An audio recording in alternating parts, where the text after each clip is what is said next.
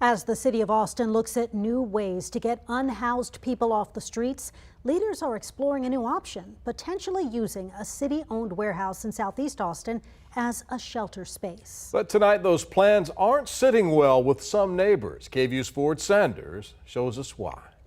Near highways 183 and 71, not far from Austin's airport, sits a large white warehouse. Right now it's used as storage for Austin's convention center, but the city wants to use $9 million to turn part of it into a homeless shelter. And some neighbors have concerns. I've lived here about 5 years. Elizabeth Pacho's home backs up to the warehouse property. I understand that, it needs to be addressed in the city, but it does make me feel very uncomfortable with it being literally right in our backyard. Where I'm at in this neighborhood are where some of the last houses are here on the corner. If you take a look behind me, you might see that large white warehouse. Well, that's actually where the temporary shelter is projected to be. And there is some fencing that separates the two, but essentially they'll be sharing the same backyard.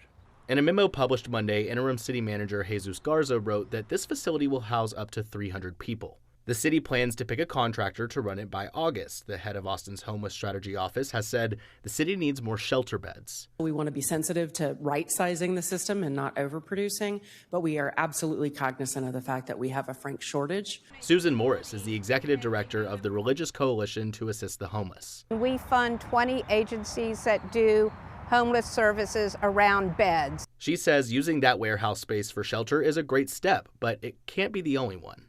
The most important thing is to offer people a safe place to sleep, but equally as important is to have the case management services necessary to navigate all these systems. Pacho says she understands the importance of this, but has also dealt with some issues with people wandering her neighborhood. At one point there was a man that was passed out behind the house, laying on some couches. So we've had a lot of things like that.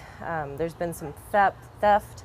My truck was actually stolen. Morris notes it's important for the city to be good listeners, saying she has high hopes that this plan will help those in need. I have faith in them, and if they stumble or they make a decision that might not be working out, they can correct it as they go along. That's what every organization does. In Austin, I'm Ford Sanders.